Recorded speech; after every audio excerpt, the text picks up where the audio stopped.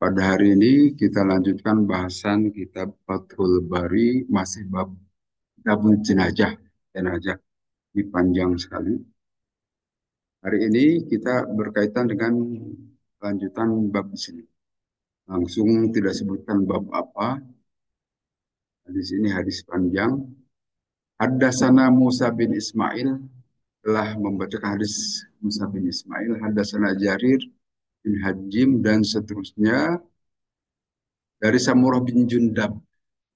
Wal berkata Samurah bin Jundab, karena ada siapaan Nabi Sallallahu Alaihi Wasallam, idza sholla apabila sholat Rasulullah, sholatan satu sholatan, akbala beliau menghadap alaina kepada kami semua, biwajihi dengan wajah beliau.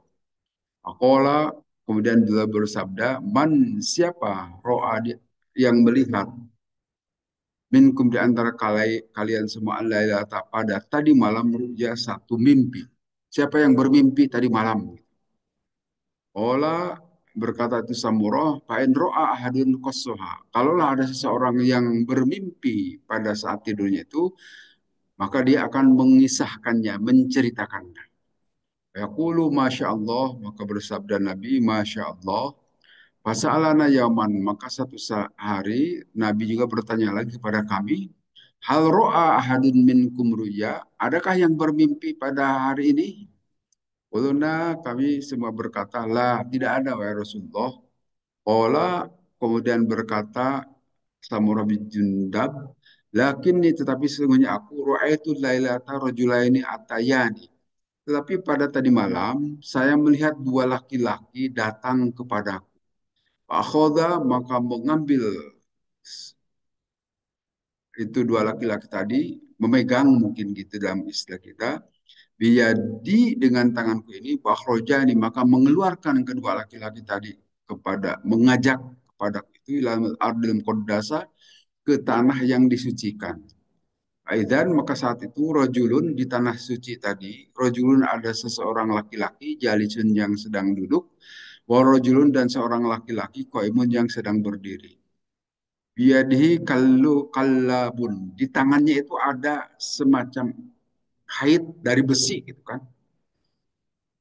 Min hadidin dari besi. Kola kemudian berkata, ba'du ashabina sebagian dari sahabat kami semua, an Musa dari Musa, kalubun min hadidin yudhil bisidqihi. Itu kait dari besi tadi itu dimasukkan ke salah seorang itu gitu kan. Dikaitkan kayak di kail, diusap, dimasukkan ke salah seorang yang ada di tempat tadi. Hatta ya bluku kopau sampai ke pundaknya. Tumayab al di al akhor demikian juga berbuat dengan yang lainnya. Mahada apa gerangan ini la kola berkata dua laki-laki tadi intolik jalanlah kau gitu. Pantolakna maka kami berjalan yap alu hatta ataina sehingga sampai kami ala rojulin mudojiin sampai kepada seorang laki-laki yang sedang berbaring ala kopahu di dua pundaknya, di pundaknya. Warjulun qaimun ala rasi bipihrin aw sahratin. Dan ada seseorang laki-laki yang sedang tetap berdiri. Baidan pada saat itu dorobahu memukulnya itu orang tadi dengan al-hajaru dengan batu. Pantolako ilahi dan seterusnya ini diceritakan soal mimpi tadi oleh seorang laki-laki, tetapi nanti saya kira ringkas saja ini panjang sekali hadis ini. Langsung saja ke sini. Di sini nanti di akhirnya itu diceritakan seseorang tadi melihat, saya melihat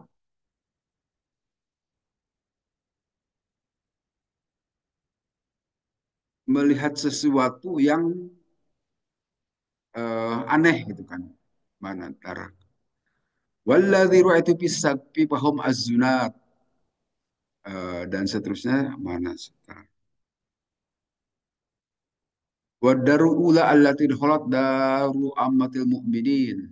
Nanti diceritakan sampai ada malaikat Jibril, ada malaikat Mikail, kemudian paropatu ini akhir hadis. Paropatu maka aku melihat roh si kepalaku ini, Faizan maka pada saat itu pauki di atasku itu mistus sahabi seolah-olah ada awan gitu.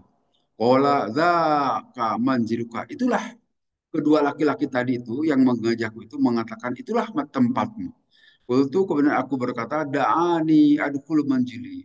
Coba tuntun aku supaya aku bisa masuk ke tempatku itu. Qala berkata dua laki-laki tadi, innahu baqiyun laka umrun lam tastakbilhu. Sesungguhnya umurmu masih ada. Jadi artinya kamu belum bisa mati, belum bisa masuk ke dalam ke tempat itu karena umurmu masih ada. Artinya masih hidup lagi. Itu adalah tempatmu setelah kematian. Walistakmalta ataita manjilaka. Maka apabila engkau telah selesai menyelesaikan umurmu, maka engkau akan masuk ke tempatmu itu. Jadi ini kebiasaan Nabi Shallallahu Alaihi Wasallam. Apabila selesai sholat berjamaah, tentu saja yang maksud di sini, Nabi SAW itu menghadap kepada jamaah yang biasa kita lakukan juga. Tetapi Nabi itu tidak diam, tidak hanya wirid, tapi Nabi itu ngajak bicara, ngobrol. Ya mungkin seperti kita sekarang pengajian lah gitu ya. Diajak berbicara. Ya termasuk berbicara itu nanti suka ngabsen jamaah kan. Loh kemana Bapak ini, kemana Bapak itu ditanya. Kalau di kita kelihatannya nggak nggak bisa mempraktekkan, hanya menghadapnya saja. Dan pada saat menghadap itu Nabi ngobrol, bukan wiridan Nabi itu. Kalau di kita kan wiridan. Karena di kita kalau mau ngobrol itu, ya apa yang mau diobrolkan kan? Kalau ditanya bahkan tersinggung nanti, yuk kemana itu? Oh, udah kita wirid saja. Tapi Nabi itu tidak sekedar itu. Beliau menghadap kepada jamaah dan ngobrol dengan jamaah. Nah, salah satu yang biasa beliau lakukan itu suka nanya kepada jamaah, adakah tadi malam ada yang bermimpi itu kan? Nah, kemudian sejumlah jamaah mengatakan, oh tidak, Rasul, kami tidak bermimpi.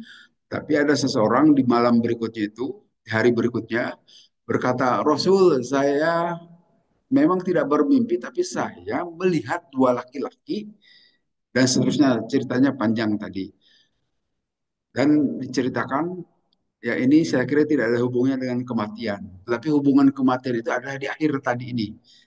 Nah, saya di tempat tadi melihat sebuah awan gitu kan, sebuah awan yang saya pandang betapa bagusnya gitu itu awan. Tapi dua laki-laki ini, wallahu alam siapakah? Gitu kan. Tapi dugaan saya mungkin itulah malaikat Rokib Atid gitu. Mungkin ya, wallahu alam. Malaikat Rokib Atid yang sehari-hari selalu menyertai kita kan, akan mencatatkan apa yang kita kerjakan. Nah, kata dua orang laki-laki tadi, itu kamu belum, itu tempatmu nanti, kan? Tempatmu nanti saat sudah mengalami kematian. Artinya karena sekarang tidak belum mati, belum bisa kamu memasuki tempat itu. Nah, kamu masih hidup lagi, masih bisa hidup lagi, kemudian setelah mati baru bisa memasukinya.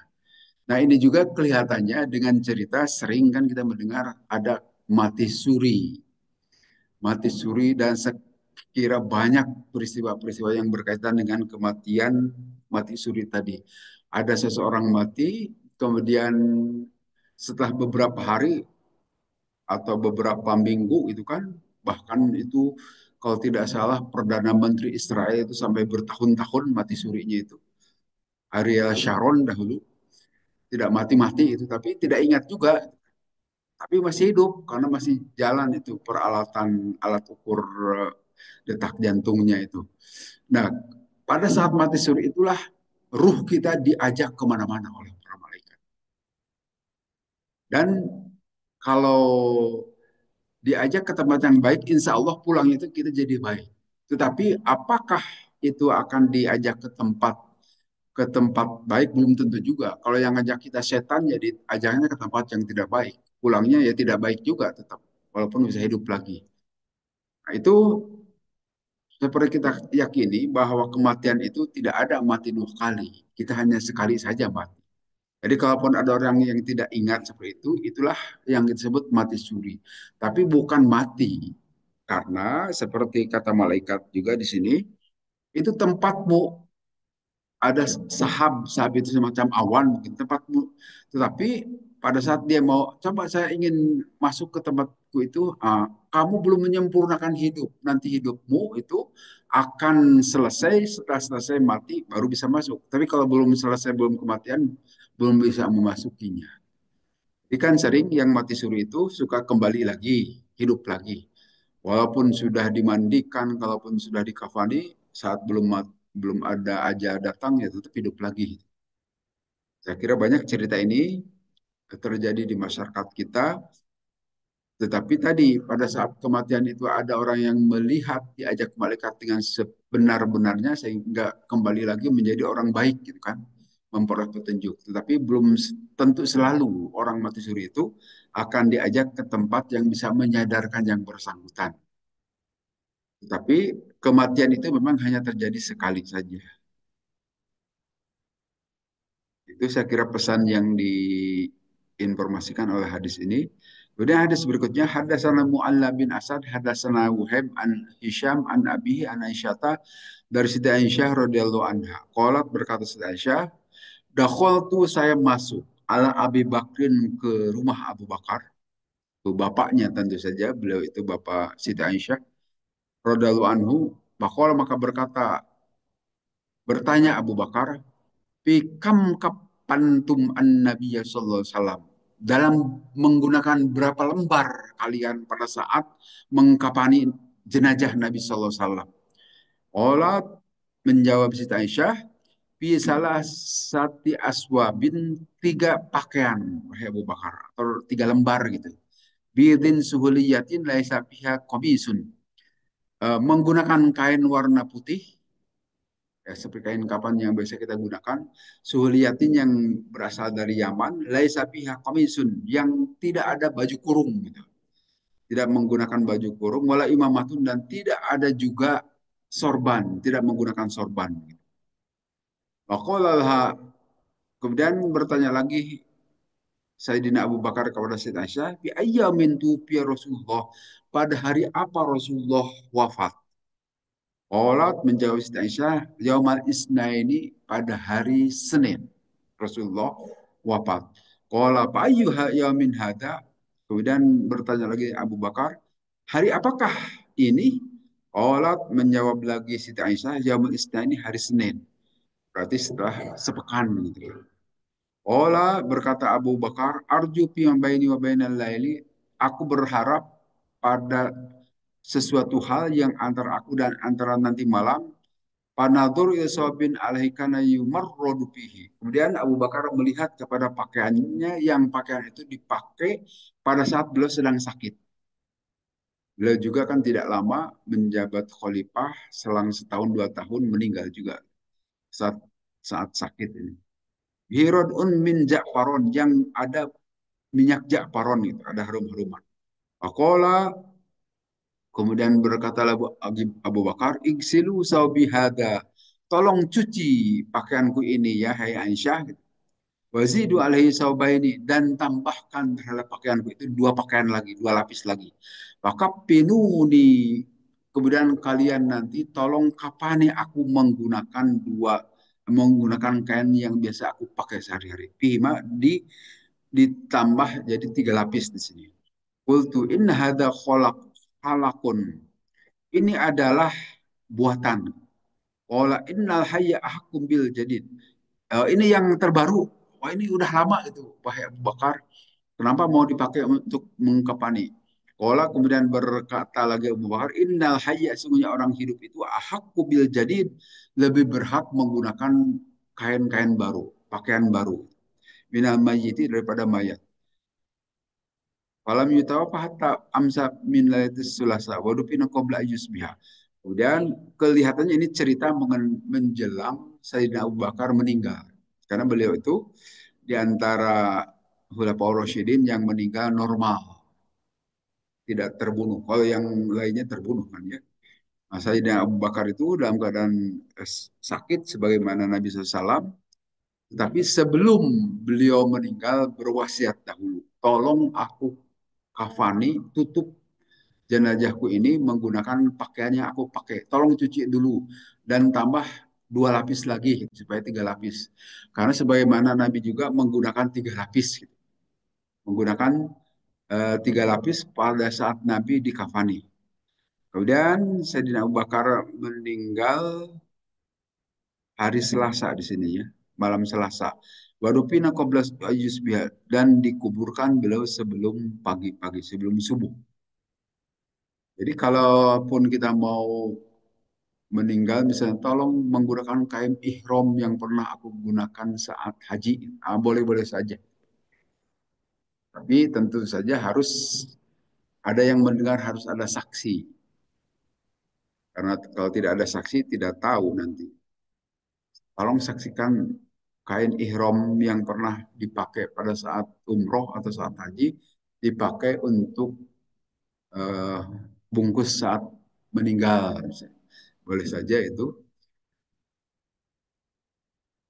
Nanti tinggal ditambah dua lapis lagi dan seterusnya.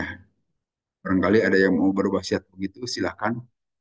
Atau mau menggunakan kain sarung yang biasa saya pakai, tolong pakai sarung pada saat saya meninggal gitu. Itu boleh-boleh saja. Tapi kalau tidak ada yang berwasiat itu ya pakai kain biasa saya karena masjid sudah menyiapkan. Kalau masuk warga RW 14 ya, sudah disiapkan kain kafannya di sini. Kalau tidak masuk warga RW 14 kelihatannya nanti di RW-nya ada atau di DKM gitu ya. Kalau di kita di masjid selalu disiapkan kain kafan putih tentu saja. Kemudian dalam hadis lain yang diriwayatkan oleh Imam Tirmidzi disebutkan begini dari Abdullah bin Umar. Mami muslimin yamutu yaumal jum'ati. Tidaklah seseorang muslim yang meninggal pada hari Jumat, ailatul jum'ati atau malam Jumat illa wapahullahu fitnah al-qabri. Kecuali akan menyempurnakan Allah dengan fitnah kubur. Jadi kalau diinginkan kan kita meninggal pada hari Jumat atau malam Jumat. Malam Jumat itu berarti hari Kamis ya, Kamis malam.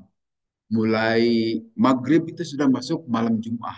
Jadi kalau kita mau meninggal hari Jumat atau malam Jumat itu hitung saja antara habis maghrib hari Kamis itu sudah masuk Jumat sampai maghribnya hari Jumat.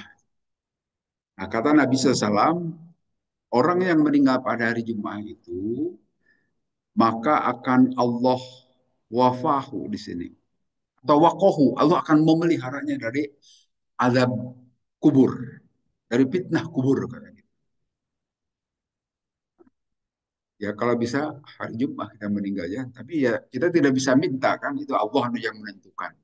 Tapi kita boleh berdoa memohon kepada Allah supaya diwafatkan pada hari Jumat. Karena hadis ini menyatakan Allah memelihara dari adab kubur, fitnah kubur. Tapi Nabi SAW sendiri kan meninggalnya hari Senin. Yaitu Nabi, lain beda ya dengan kita. Tapi kalau bagi kaum muslimin, silakan meninggal pada hari Jumat itu bagus. Hari bagus. Sayyidul Ayyam.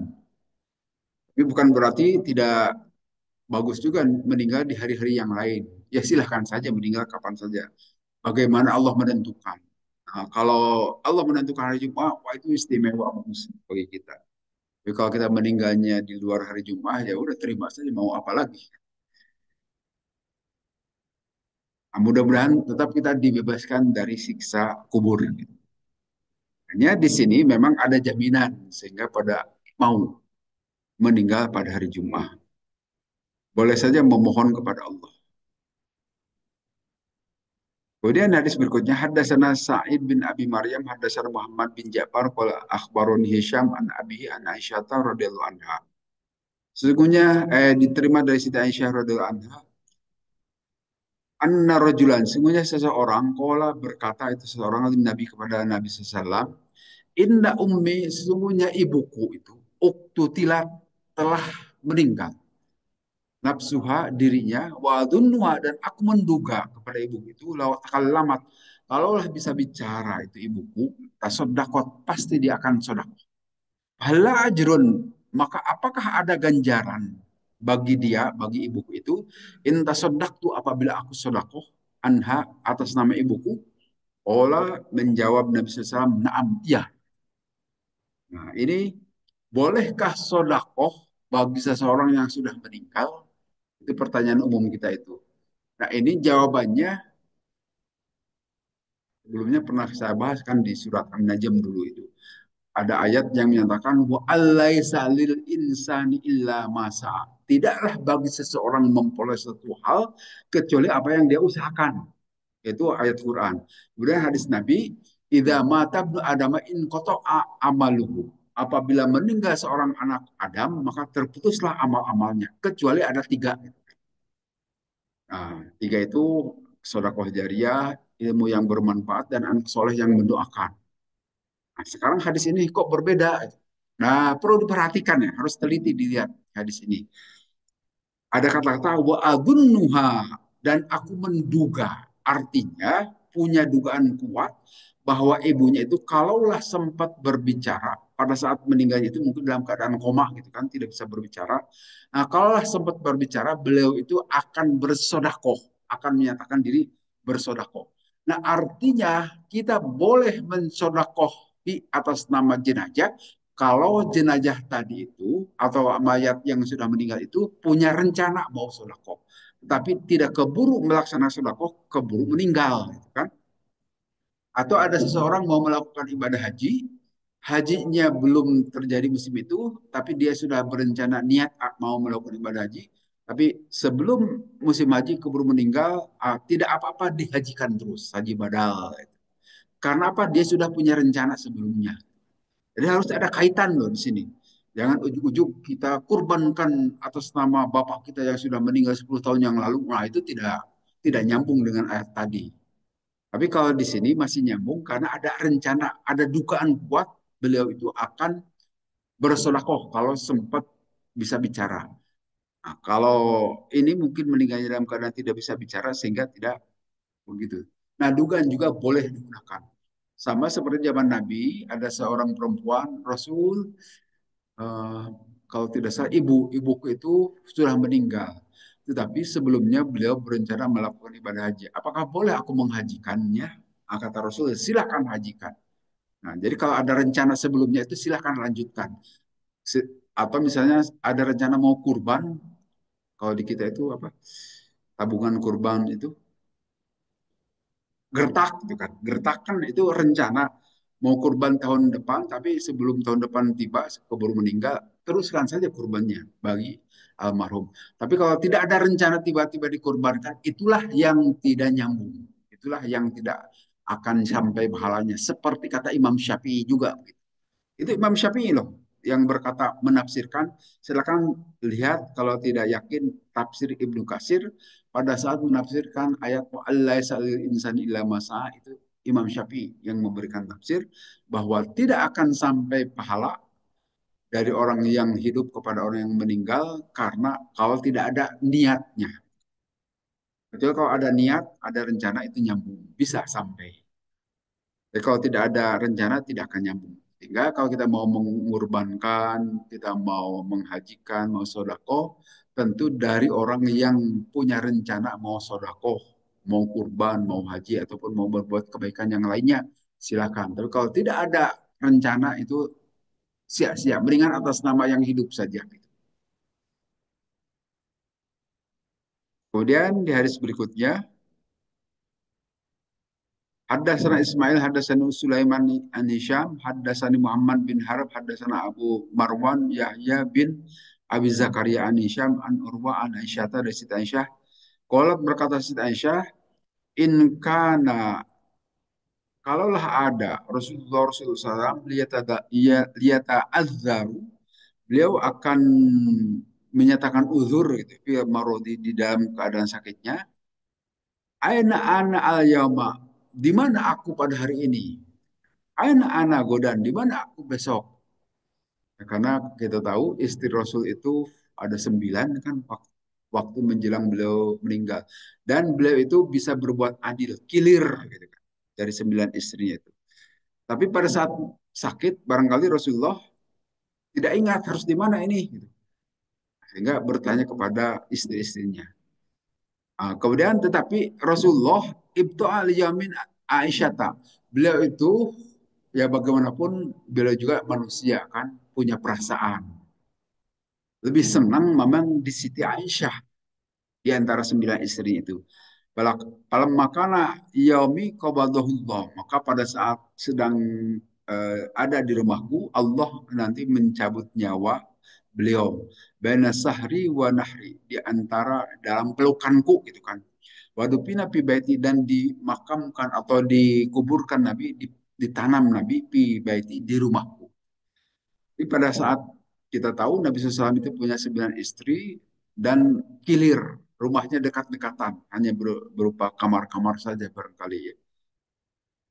Kalau sekarang itu yang ada tempat di samping mihrab Nabi itu ada tempat yang ada pagarnya juga, itu ahlu supah dahulu katanya di situ.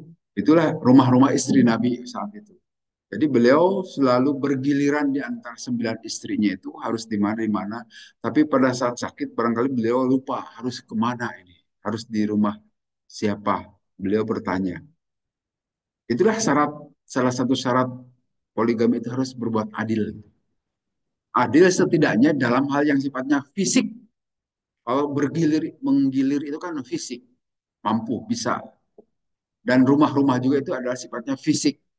Sama saja disediakan oleh Nabi bentuknya seperti itu. Tetapi ternyata Nabi juga dalam hal perasaan, dalam hal isi hati tidak bisa berbuat adil. Nah, sebagaimana kita punya anak ada 5, itu ada 3, tentu saja kepada salah satu anak lebih cenderung lebih senang gitu kan. Anak ini mah aduh anak nakal susah diatur, kita tidak suka dan seterusnya. Nah terhadap istri-istri juga begitu. Nabi Shallallahu Alaihi Wasallam itu memang secara fisik bisa berbuat adil seperti itu, tetapi dalam hal perhatian bagaimanapun Siti Aisyah dinomor satukan gitu. Itu wallahu alam itu. Sehingga pernah cerita satu waktu pernah kejadian terjadi kecemburuan di antara para istri Nabi. Jadi perlu diperhatikan di Nabi juga pernah ada ya tidak selalu mulus, apalagi di rumah tangga kita ya ribut-ribut itu wajar. Di Nabi juga begitu. Bahkan satu waktu kan seperti diceritakan waktu kemarin pernah mau menceraikan Siti Hafsah, tetapi tidak jadi kan, Nabi SAW. Ya, mungkin karena terjadi keributan di antara istri-istri Nabi. Ya, wajar saja punya istri 9, ya semuanya punya pikiran, punya perusahaan, walaupun rambut sama hitam, tetapi isi hatinya bisa beda-beda. Kan? Tapi Nabi itu diberi kemampuan yang sangat bagus dalam mengelola istri-istrinya, sehingga tetap akur rukun. Gitu. Kalau kita punya kemampuan itu juga silahkan. Tetapi Nabi juga tetap ada perasaan yang berbeda. Gitu. Beliau lebih cenderung ke Siti Aisyah. Sehingga pada saat menjelang ajal, beliau itu lebih sering di Siti Aisyah, tetapi sudah minta izin dahulu kepada istri-istri yang lain. Bolehkah di Aisyah? Nah, sejumlah istri yang harus digilir oleh beliau merelakan. Silahkan Nabi di Siti Aisyah. Dan nanti pada saat Nabi meninggal juga sedang berada di rumahnya Siti Aisyah. Bahkan dalam pangkuan Siti Aisyah beliau meninggalnya itu. Sebutkan Nabi SAW meninggal di sini wanahri ada dalam pangkuanku. Wadupi Nabi baiti, dan ditanam Nabi SAW di rumah. Karena sebagaimana kata Nabi, seorang Nabi itu dikuburkan di tempat beliau meninggal. Karena Nabi meninggal di rumah Siti Aisyah, maka disitulah dikuburkan Nabi SAW sampai saat ini. Itu bekas rumah Siti Aisyah, kuburan Nabi saat ini. Kemudian ada Salam Musa bin Ismail, Abu Awana an Hilal an Urwa an Aisyah tadi Siti Aisyah radhiyallahu anha. Qalat berkata Siti Aisyah, qala bersabda Rasulullah SAW di marodi dalam keadaan sakit beliau, alladzi la yakum minhu, yang tidak bisa berdiri lagi Nabi. Artinya itu sakit yang penghabisan. Nabi SAW bersabda, la'anallahu Yahuda wan Nasara. Telah melaknat Allah dan telah melaknat Allah kepada Yahudi dan Nasrani, ittakhadhu kubiro anbiya'ihim yang telah menjadikan kubur para nabi mereka itu masajidah sebagai masjid-masjid, tempat sujud. Lalu dalika ubiro qabruhu, kalaulah hal tersebut eh, kata Siti Aisyah ini, Allah tidak akan karena saat itu saat Nabi SAW dikuburkan di rumah Siti Aisyah itu di luar masjid, tetapi berdampingan dengan Masjid Nabawi. Jadi kalaulah aku tidak khawatir nanti dijadikan sebagai masjid, ya ada perasaan khawatir juga. Ghori annahu khasyia, khawatir juga Siti Aisyah ini bisa dijadikan sebagai masjid. Ayat tahidah masjid dan dijadikan masjid. Dan sekarang jadi kenyataan itu kuburan Nabi itu di dalam masjid. Karena masjidnya diperlebar terus, diperluas. Pada saat zaman Nabi itu di luar masjid, sepertinya kuburan Nabi itu. Tapi oleh pemerintahan Islam mulai kehalifahan-kehalifahan zaman dahulu sampai saat ini diperlebar terus. Sehingga mau tidak mau kuburan Nabi itu ada di dalam masjid. Padahal Nabi sendiri sudah menyatakan Allah melaknat kepada Yahudi dan Nasrani yang menjadikan kuburan para nabi mereka sebagai masjid-masjid. Tetapi tentu saja saat ini kuburan Nabi walaupun di dalam masjid tidak dijadikan tempat sholat, tidak boleh orang. Jangankan sholat di depan kubur Nabi, hanya lewat saja, katakanlah 1 menit saja dilarang, kan tidak boleh. Diusir kita oleh penjaga-penjaga kuburan Nabi. Tidak boleh lama-lama. Jadi kita hanya lewat saja kan kalau jarak ke kuburan Nabi. Tidak bisa lama-lama. Apalagi kita sholat. Oh itu makin diusir saja pasti. Walaupun nanti orang-orang Iran itu dari luar masjid, berdoa sambil menghadap ke kuburan Rasulullah. Nah, kalau itu ya belum ada yang ngusir saat itu, pada saat saya melihat itu. Mereka tidak diusir. Tapi kalau yang ziarah ke kuburan Nabi itu hanya lewat saja, tidak bisa lama-lama. Karena memang tidak boleh kuburan itu dijadikan sebagai masjid, tempat sujud, tempat berdoa. Allah bahkan kata Nabi melaknat kepada Yahudi dan Nasrani yang menjadikan itu sebagai masjid-masjidnya. Tidak boleh. Walaupun sekali lagi di kita juga di depan masjid-masjid agung itu depannya itu kuburan melulu. Di Agung Bandung itu ada kuburan. Di Garut juga begitu ada kuburan. Kelihatannya nyontok Nabi barangkali karena Nabi ada di dalam masjid. Tapi sekali lagi jangan sampai pernah berdoa meminta kepada kuburan. Tidak boleh. Kemudian hadasan Muhammad bin Muqatil ahbaruna Abdullah ahbaruna Abu Bakar bin Ayyash an Sufyan annahu hadasan annahu ra'a qabrun Nabi sallallahu alaihi wasallam musannaman. Ada seorang sahabat berkata di sini bahwa Sufyan an-Namar bercerita beliau melihat kuburan Nabi itu ditinggikan. Ditinggikan artinya seperti kuburan kita umumnya saat ini kan bagian itunya ditinggikan. Tapi tidak boleh ditembok. Walaupun di kita udah biasa nembok kuburan.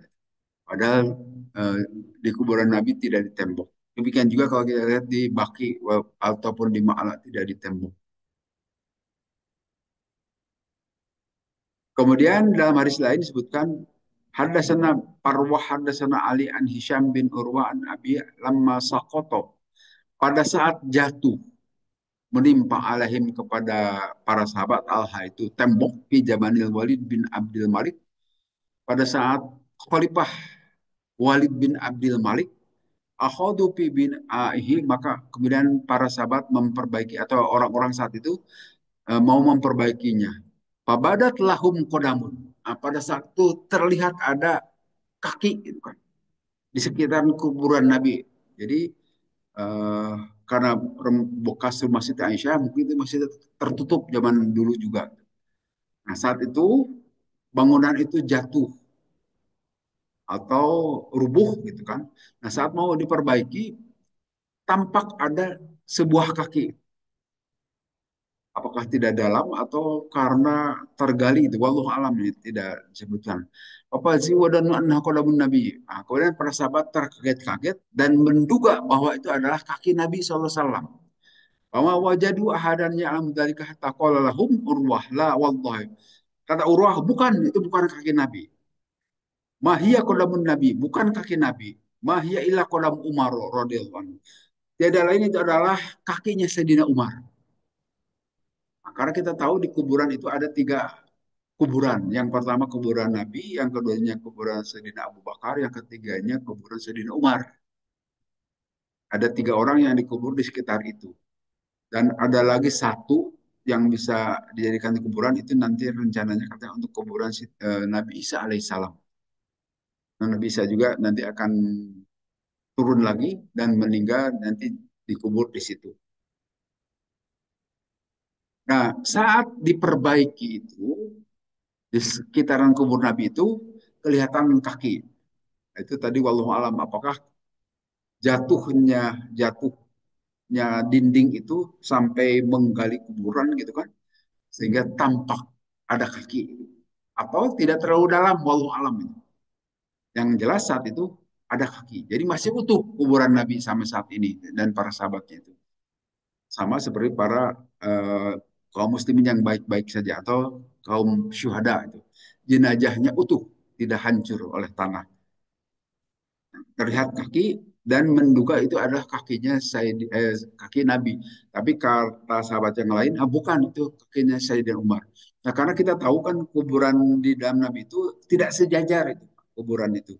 Nabi paling depan, kemudian di tengahnya Sayyidina Abu Bakar, agak menjorok itu di bawah Nabi, kemudian di bawahnya lagi itu Sayyidina Umar. Jadi tidak bersamaan, tidak berbaris, tidak sejajar, tetapi Nabi agak ke atas itu artinya agak ke mana? Ke utara itu kan. Kemudian Sayyidina Abu Bakar agak ke bawah, kemudian Sayyidina Umar agak ke bawah. Nah, tentu saja bisa dibedakan mana kaki Nabi, mana kaki Sayyidina Umar. Karena posisi Sayyidina Umar itu paling bawah. Sehingga menurut seorang yang Urwah di sini, itu bukan kaki Nabi, tapi kaki Sayyidina Umar. Berarti masih utuh. Kemudian di hadis berikutnya, Wan Hisham bin An Abi An Aisyah dari Siti Aisyah radhiallahu anha, annaha sesungguhnya Siti Aisyah Ausot berwasiat Siti Aisyah Abdullah bin Jubair kepada Abdullah bin Jubair radhiyallahu anhuma la tadbinni ma'hum. Janganlah engkau kuburkan aku, tanam aku beserta para sahabat beserta Nabi Abu Bakar dan Sayyidina Umar. Wadbinni ma sahabi, tetapi tanamlah aku di baki yang ada istri-istri Nabi, tempat-tempat istri Nabi saja. Bil baki di baki. La uzakka bihi abadan. Aku tidak menyucikan, tidak merasa disucikan. Artinya tidak menganggap paling suci sehingga harus dikuburkan beserta Nabi. Tidak perlu. Nah, memang dahulu nanti ada hadisnya di bawahnya. Itu kuburan di rumah Siti Aisyah itu kuburan ketiga itu rencananya untuk Siti Aisyah.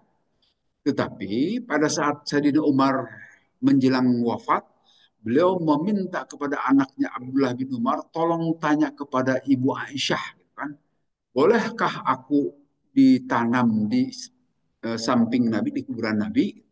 Nah, pada saat itu akhirnya Sayyidina Abdullah bin Umar itu datang kepada Siti Aisyah memohon supaya bisakah Sayyidina Umar dikubur di situ. Nah, tadinya ini untuk aku dikubur di sini. Tapi kalau sekarang Sayyidina Umar minta dikubur di sini seorang khalifah, ya bolehlah diizinkan akhirnya oleh Siti Aisyah. Sehingga nanti Siti Aisyah menyatakan, janganlah aku dikubur di situ karena ada bukan mahram, itu Sayyidina Umar. Tapi kalau Nabi itu adalah suami, kemudian Abu Bakar itu bapaknya, tidak apa-apa aku dikubur di situ. Tapi karena sekarang ada Sayyidina Umar, janganlah aku dikubur di situ, kuburkanlah di Baqi. Baqi itu agak depan itu kumpulan istri-istri Nabi di situ kuburannya itu. Walaupun tidak ditandai juga, hanya sebutannya ini adalah istri-istri Nabi katanya. Tapi yang mana satu-satunya wallahu alam itu. Hanya berjejer saja itu kuburan istri-istri Nabi. Termasuk Siti Aisyah juga dikuburkan di situ. Jadi tadinya Sayyidina Umar itu akan dikuburkan di tempat lain, tetapi minta, mohon, ingin dekat dengan Nabi SAW dan diizinkan oleh Siti Aisyah. Akhirnya dikubur di situ juga. Kemudian ini hadis panjang lagi ini. Haddatsana Qutaibah, haddatsana Jari bin Abdul Hamid, haddatsana Husain bin Abdul Rahman, an Amr bin Maimun al Audi qala itu saya melihat Umar bin Al-Khattab kepada Umar bin Khattab radhiyallahu anhu. Oh iya, tadi yang menceritakan tadi itu. Sayyidina Umar pada saat beliau menjelang wafat setelah ditikam oleh Abu Lu'lu itu kan ditikam oleh Abu Lu'lu tidak langsung wafat tapi beliau sakit beberapa hari dan menjelang ajal tiba beliau memanggil Abdullah bin Umar putranya. Idza bila ummil mukminin, berangkatlah engkau kepada ummul mukminin Aisyah radhiyallahu anha. Qul ya qara Umar bin Khattab alaikis salam. Bacakan kepada Siti Aisyah ada salam dari Umar bin Khattab alaikis salam gitu. Summa salhaan udpana ma sahabayya. Kemudian mintalah kepada Siti Aisyah bahwa aku akan ditanam di sini beserta sahabat-sahabatku, beserta Nabi dan Sayyidina Abu Bakar. Qalat berkata Siti Aisyah, kuntu uriduhu li nafsi. Sebetulnya tadinya aku mengharapkan tempat ketiga itu adalah untukku di sini. Tetapi karena sekarang diminta oleh Sayyidina Umar, tidak apa-apa. Falamma aqbala qala lahu ma ladaika. Kemudian setelah Abdullah bin Umar kembali kepada Sayyidina Umar, ditanya, bagaimana menurut Siti Aisyah? Azinat laka ya Amirul Mukminin. Siti Aisyah mengizinkanmu untuk ditanam, untuk dikubur beserta Nabi dan Sayyidina Abu Bakar. Wala makana syai'un ahammu ila min dalikal masjid. Tidaklah kata Sayyidina Umar, tidaklah aku yang aku sukai kecuali aku diizinkan untuk ditanam di tempatnya Nabi SAW oleh Siti Aisyah. Faidah kubitu fahmiluni. Maka apabila aku meninggal nanti, pasti kuburkan, tanamlah aku di sini. Bawalah oleh kalian, aku dikuburkan di sana.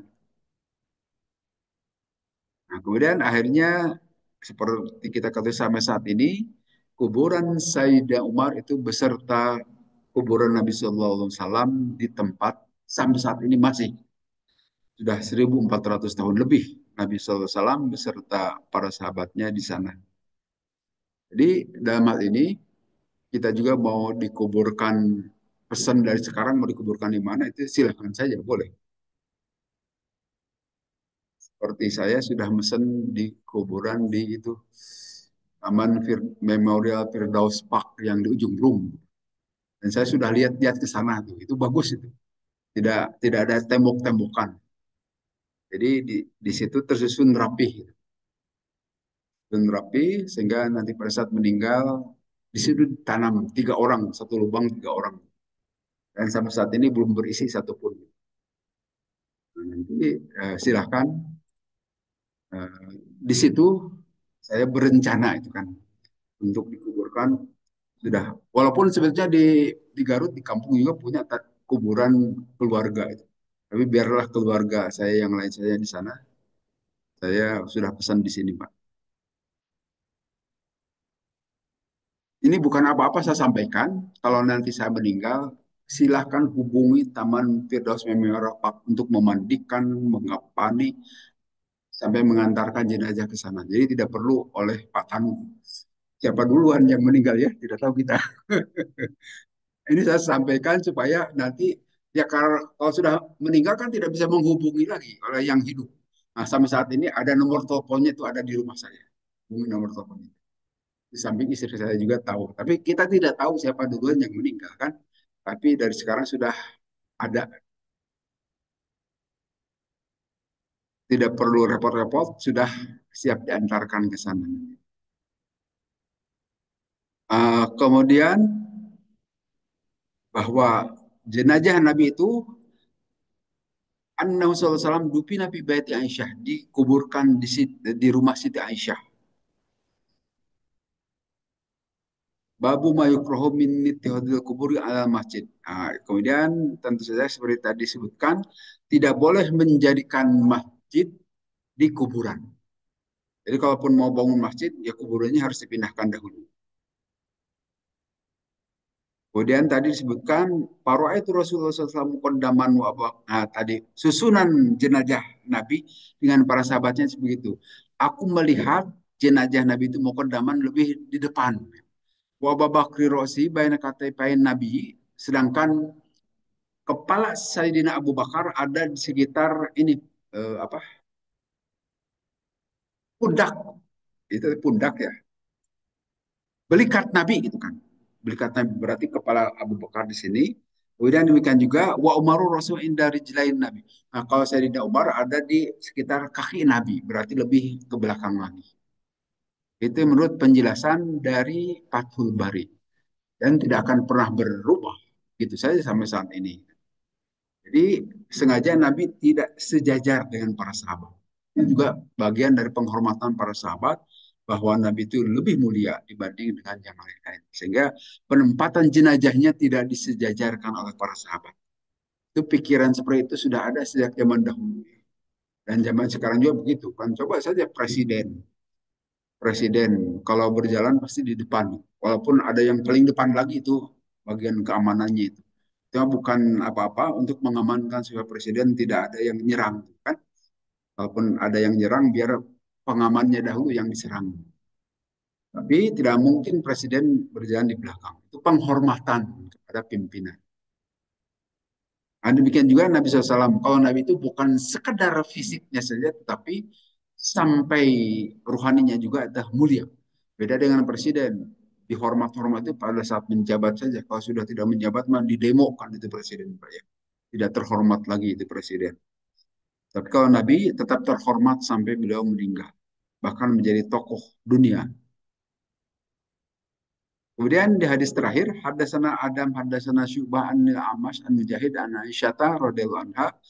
Qalat berkata si Aisyah, qala bersabda Nabi Nabi SAW, la tasubbul amwat. Janganlah kalian semua memaki, mencaci kepada amwat, kepada orang-orang yang sudah mati. Fa'innahum qad bau ila ma qaddamu. Karena mereka sudah merasakan apa yang telah mereka kerjakan sebelumnya. Ini larangan dari Nabi. Tidak perlulah mencaci maki. Toh mereka sudah memperoleh apa yang mereka kerjakan sebelumnya. Kalau kebaikan tentu saja akan dapat kebaikan, tapi kalau keburukan tentu akan dapat keburukan. Sehingga biarkan saja. Tidak perlu dicaci maki. Tidak ada manfaat apapun, tidak memberikan kesan apapun itu. Nah, sama seperti kita, misalnya, saya ulang-ulang lagi nih, yang pernah dibahas sebelumnya. Seperti kita suka mendoakan semoga husnul khotimah. Itu doa terlambat itu, Pak. Karena apa? Su'ul khotimah atau husnul khotimah itu ya udah terlewati oleh yang bersangkutan, udah mati. Apakah matinya husnul khotimah atau husnul khotimah? Wallahu alam kita tidak tahu. Tapi kalau kita mendoakan semoga husnul khotimah, udah telat doanya. Jadi kalau kita mau berdoa supaya mudah-mudahan mati husnul khotimah itu doakan kepada orang yang masih hidup itu akan mengalami kematian. Kita berdoa supaya dia husnul khotimah itu bagus. Tapi kalau mendoakan kepada orang yang sudah mati itu tidak bisa husnul khotimah husnul khotimah lagi. Sudah mati itu. Kita tidak tahu husnul khotimah ataupun husnul khotimah. Tapi doanya terlambat. Sama seperti kata hadis Nabi ini, janganlah kamu memaki-maki orang yang sudah mati, tidak bisa apa-apa, tidak bisa membalas, tidak bisa memperbaiki, ya sudah. Kalau jelek jadi orang jelek, kalau bagus ya tetap jadi orang bagus. Tidak perlu dicaci maki orang yang sudah meninggal. Walaupun kita boleh mencari berita tentang orang itu apakah muslim atau tidaknya silakan, karena kita harus mengurusnya sesama muslim atau tidak. Tapi kalau dikatakan bahwa orang itu bukan muslim, ya tidak perlu kita sholatkan, tidak perlu dikapani seperti orang-orang Islam. Hanya diurus, ya dikuburkan biasa saja. Jadi sekali lagi di sini Nabi SAW menyatakan la tasubul amwata, tidak perlu mencaci maki orang-orang yang sudah mati. Fa'innahum qad aqdau ila ma qaddamu. Karena mereka sudah memperoleh apa yang telah mereka kerjakan sebelumnya. Sama seperti waktu Nabi memanggil-manggil Abu Jahal waktu habis perang Badar. Nah, bukan apa-apa, tahu orang yang sudah mati itu terhadap kata-kata kita yang masih hidup, tetapi tidak bisa menjawab. Sehingga para sahabat protes, loh kenapa Rasulullah memanggil-manggil? Kata Nabi, mereka itu sebetulnya tahu terhadap apa yang saya katakan, tetapi tidak bisa menjawab. Itu Nabi hanya mengatakan, apakah kamu sekarang sudah memperoleh apa yang telah Allah janjikan, gitu kan? Siksaan dan kesengsaraan di alam kubur. Nabi hanya menyatakan waktu itu semacam menguatkan gitu bahwa orang yang sudah mati itu akan memperoleh pahala ataupun siksa sesuai dengan perbuatannya. Saya kira mungkin itu bahasan kita pada hari ini untuk bab ini.